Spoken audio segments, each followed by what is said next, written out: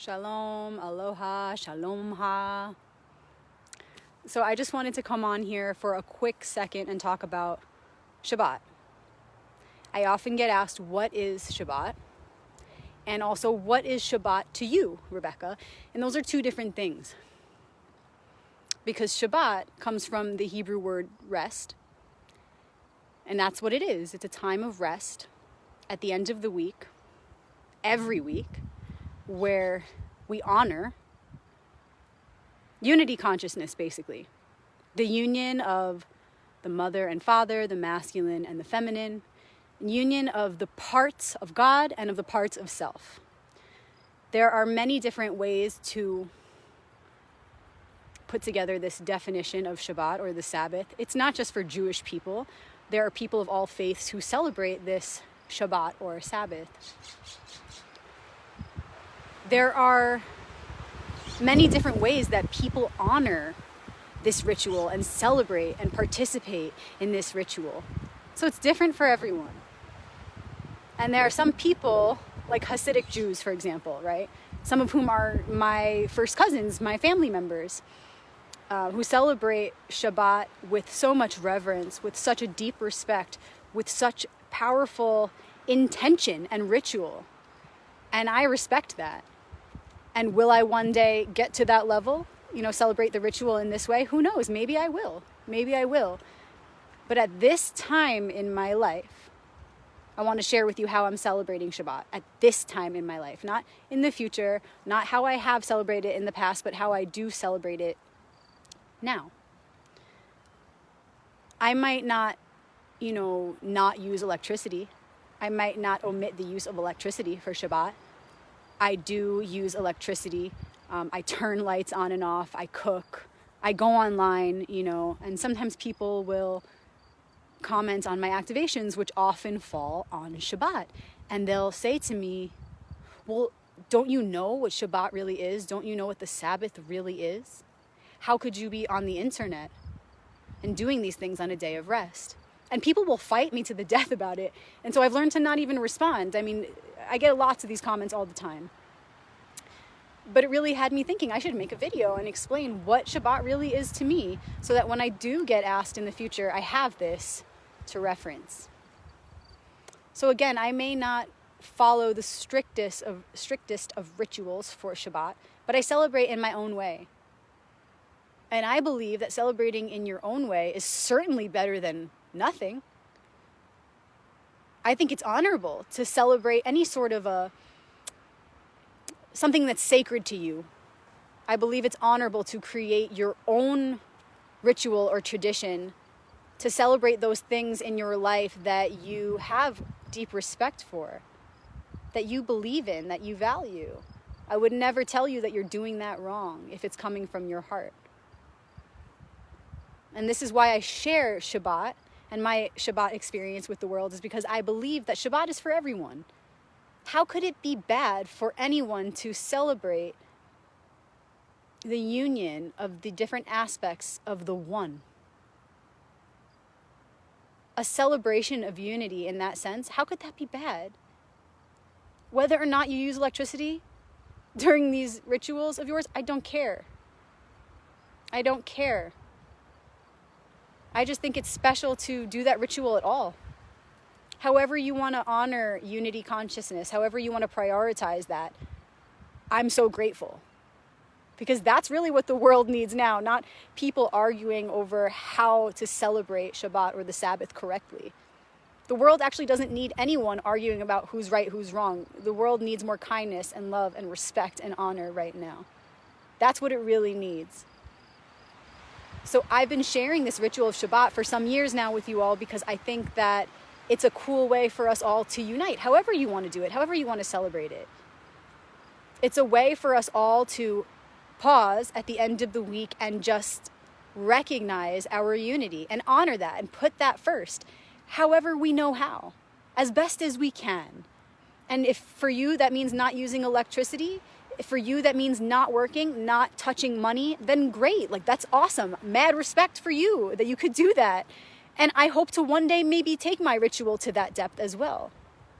But whatever you can do, even if it's just lighting the candles, without a prayer, with your own feelings and words, however you want it to be, with your own visions, doing anything that is an honoring of the two becoming one, or the many becoming one again. That's all I've been sharing this for.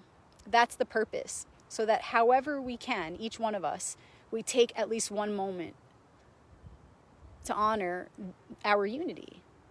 Unity of the worlds inside and out. So to me, this is what Shabbat is.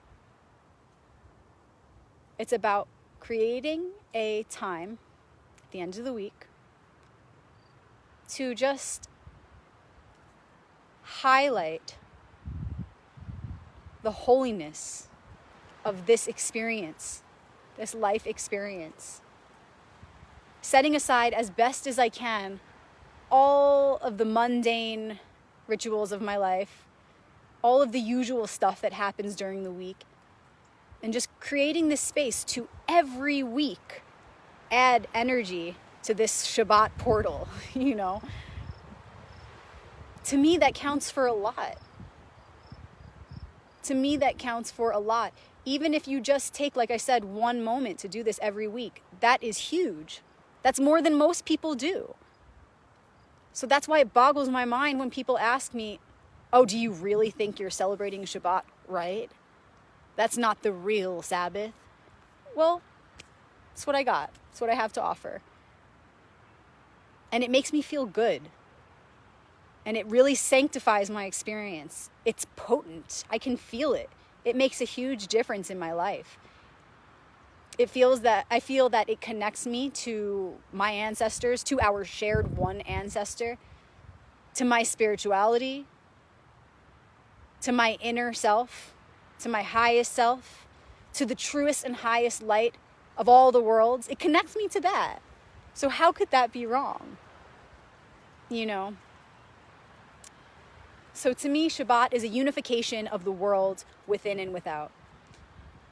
And Friday night, before the sun goes down, exactly 18 minutes before the sun goes down, this is specifically a Jewish tradition. And you can choose to research that further. It also has it's full of Kabbalistic meaning. So it's not only for Jews to use. It has its roots in Judaism, but it's not just for Jews to use. So if you look into this ritual of why do they light the candles exactly 18 minutes before, you will begin to understand the deeper gematria, and Kabbalistic meaning behind that ritual. This is why a lot of famous Kabbalists, adapted Jewish rituals, because they had a deeper science to them. And they discovered that it's not just for Jews. It's for anyone who chooses. Remember, there's only one here. If you choose, you are the chosen one because you chose to be. So I encourage you, do your research. You may or may not want to do the exact 18 minutes before sundown thing, but just study, learn. At least for the purpose of having compassion for the people who do that. And maybe you will find meaning in it and you will want to adapt that ritual for yourself. But I choose to do it. And so you can do it at sundown, or you can do it at any time. Dang, you know what, if you don't want to do it on Friday night, and there's another time in the week where you're feeling it, whatever. I'm not going to condemn you. There's no wrong way. There's never a wrong moment to honor the one. You know what I'm saying? So do you. The reason I like to align with the certain ancient traditions around it is because I feel that all the people before me who have done this have created this huge portal. And so I just feel, since there's already a foundation there, I want to work with that. It's not because it's Jews or because I was raised Jewish or whatever. It's just because energy-wise, looking energetically at what's going on behind these rituals, it's something very powerful. These people have been putting their heart and soul into this ritual for many years, and I want to tap into that foundation that's already there, and I want to build upon that because I feel that that's the most efficient way for me to approach this practice. That's why I'm making this video, to offer you some perspective, to see why I follow certain things in a very traditional way and why maybe I put my own spin on it. Do I feel that I could maybe create more magic from completely renouncing technology on the Sabbath? Perhaps. But has my intuition guided me there yet? No. Because I do the activations often on the Sabbath, and that's my Shabbat offering. And I think that's very powerful. And I think that actually contributes to the whole purpose of, why Shabbat was even created. Unifying the collective. That's why I do those activations. And so they happen to fall in Shabbat. Maybe in the future I'll choose to do it a couple days before Shabbat. I don't know. I think there's beauty in the tradition of completely renouncing technology and not using money on that day. And doing that maybe even not only on Shabbat. And the goal of Shabbat is to get to the land of Shabbat, the world of Shabbat, where we're always living in this sanctity, in this unification, this unified consciousness, because that's really what we are. That's only living in a world where we're acknowledging it, So the Shabbat ritual is just like the smallest thing we could do to hopefully one day get to a world where we're living in that frequency, where we never have to set aside a time for Shabbat because we're living in that holy frequency. So again, I follow certain, traditional aspects of Shabbat. And then certain things I make my own. I do what I can. I do my best. And right now I'm seeing, because tarot nerd, I'm seeing the Hierophant. I'm seeing Arcanum 5. Don't just see things and immediately judge it as old school, outdated, or new age, BS, fluffy. Just see things for what they really are. If you have the eye of truth, if you're seeing through a lens of truth, then you will find truth in all things. You don't have to completely deny aspects of the old or the new world. All you need to do is make it your own. What's the harm in just learning about these traditions and rituals in the way that it was always done? Learn. And if you want to reject it afterwards, then go ahead. But maybe you'll find some inspiration in it. And that's really what the Hierophant is all about. It's your heart's compass, allowing all truth to surface and then making it your own, making it work for you however it can in this present moment, tailor-fitting it to your reality. So again, we don't need to just hear something and say, oh, that's old school, or oh, that's too new age. How about see it for what it really is and see how you can maybe be inspired by it and form your own rituals. I find truth in many religious rituals and traditions from across the world. And I find much truth in a lot of New Age concepts and rituals as well. I'm not going to condemn or deny either world because I'm living in the present. And the past and the future are a part of this present moment. So again, to all the people who have asked me, what is Shabbat to you? And why don't you celebrate it this way? And isn't this the way it was always done? Well, this is my way of doing it right now. It's my best. It's what I have to offer. And as it changes, I'm happy to share with you. Oh, there's some birds having a fight in the bush over there. Peace, brothers. You need Shabbat. No, I'm kidding. So perhaps my ritual will change and grow, deepen. Maybe one day I'll be like, I don't even want to do Shabbat anymore. I don't know. I don't see why that would happen, but I'm not going to be closed up to anything because my heart is open and I'm following it. It's leading the way.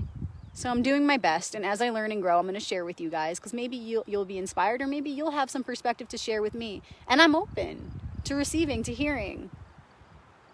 As long as it's coming from a place of love and genuine care, not just for me, but for the one, for us as one, because my concern is for the collective. So as long as yours is too, bring it on. I'm open. Tell me, share with me your experience. I want to hear it.